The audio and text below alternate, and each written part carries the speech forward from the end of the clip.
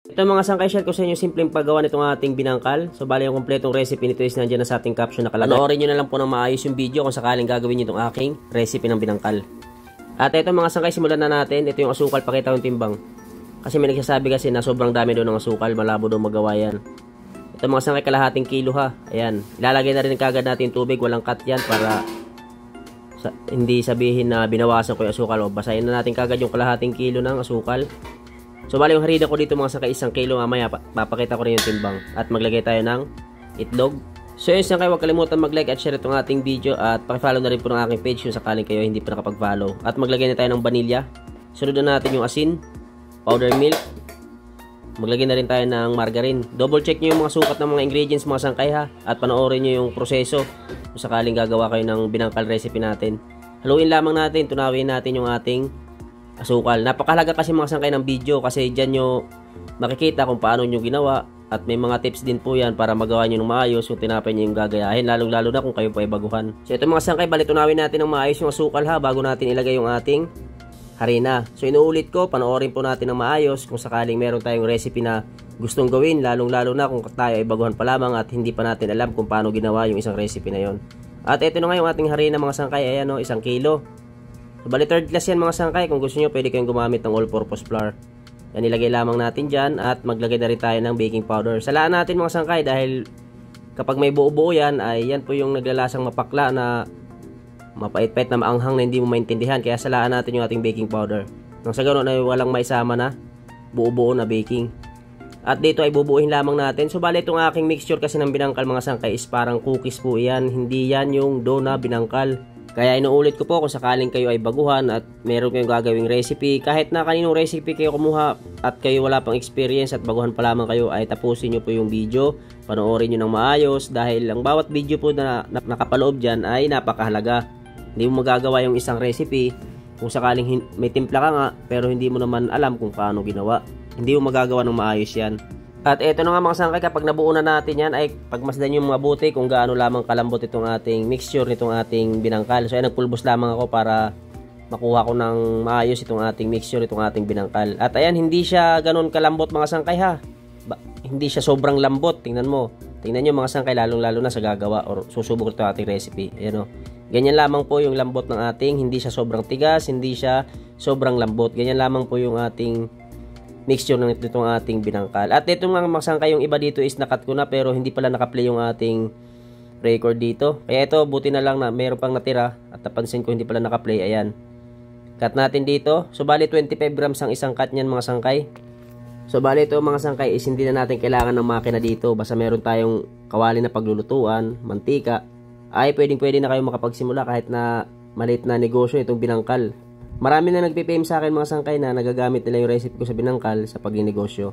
At ito sana sa pamamagitan ng video na to ay madagdagan pa yung matuto sa paggawa ng mga binangkal. So bali simpleng recipe lang yung ating kailangan dito. Simpleng proseso lamang, makakagawa na tayo. Madali lang gawin mga sangkay. Pag na-try mo to, sigurado ako magagawa mo ng maayos. Ayan, pag nakat na natin lahat, kailangan natin ng linga. Yung sa planggana na yung linga yun mga sangkay at konting tubig. So bali, basahin muna natin yung ating palad at basahin natin yung ating pinutol na mixture itong ating binangkal. Pag nabasa nyo na, ilagay nyo sa linga. So ang purpose niyan mga sangkay is para dumikit ng maayos yung ating linga, hindi maglaglagan sa mantika pag atin ng prinito o atin ng niluto sa mantika. So bali inuulit ko, 1 kilo ito mga sangkay ha. Kung gagawa kayo para pang merienda lang at marami para sa inyo to, ay pwede nyong hatiin yung ating sukat ng mga ingredients para makagawa kayo ng kalahating kilo. So bali ito nga pala ang ating 1 kilo is nakagawa ng 83 piraso. Bebenta ko ng 5 piso. So bali costing kayo mga sangkay kung sakaling kayo ay magnenegosyo. At ito haluin natin ng maayos. Yan para mabalot ng linga itong ating binangkal.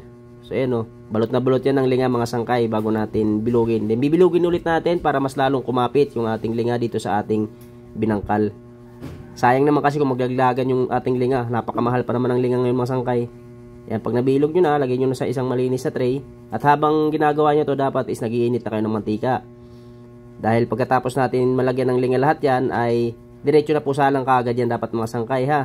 So yun, kung sakaling nagustuhan mo yung video na to ay huwag kalimutan mag-like at share ang ating video at pakifollow na rin po ng aking page at sa iba pang recipe. Kung sakaling naghahanap ka pa ng iba pang recipe about baking, pasyalan mo lang ang aking page mga sangkay, may naka-upload na po dyan.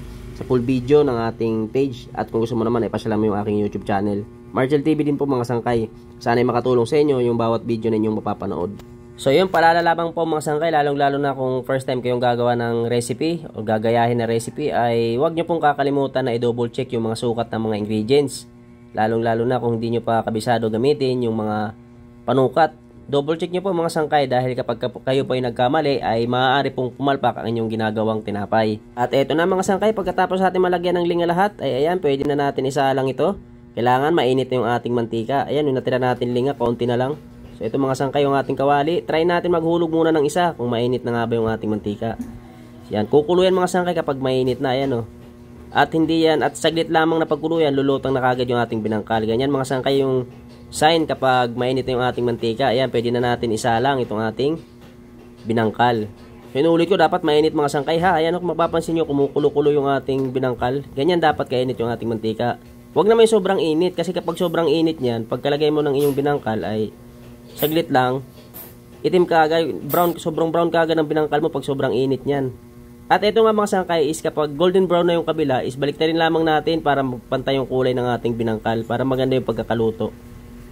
So ito nga pala mga sangkay, sinasabi ko is napakahalaga po ng video na inyong mapapanood. Lalong lalo na kung kayo po ay wala pang experience sa paggawa ng recipe na inyong gagayahin. Kaya mahalaga po is panoorin nyo yung video. Yan, papantay natin yung kulay mga sangkay bago natin alisin sa mantika. Ganyan lang pagluluto ng ating binangkal. So kapag pantay na yung kulay, yan, alisin na natin sa mantika. Yan, taktak natin ng maayos yung mantika para walang maisama dito sa ating binangkal. Hindi kasi maganda sa binangkal kapag mamantika. Yan. Kapag hindi mainit yung mantika inyong isinalang yung binangkal, ay sisip-sip po ng mantika yung binangkal. Magiging mamantika po inyong binangkal kapag sinalang nyo ng hindi mainit. Yan, dapat mainit mga sangkay, kumukulo yung mantika kapag linagay nyo yung inyong binangkal. So ganyan lang kadali mga sangkay. Sana masunod nyo ng maayos o magawa nyo ng maayos kung sakaling gagawin nyo itong ating recipe. Ang sekreto lamang dyan mga sangkay para magawa mo ng maayos is napakasimple lang ng recipe nito. Sundin mo lamang yung bawat sukat ng ingredients, panoorin mo yung video, sundin mo yung proseso kung paano ginawa at kung paano niluto. Magagawa mo ng maayos itong ating binangkal. Napakadali lang gawin ito mga sangkay. Hanggang dito na lang yung aking video. Huwag kalimutan mag-like at share ang ating video at paki-follow na rin po. Thank you for watching.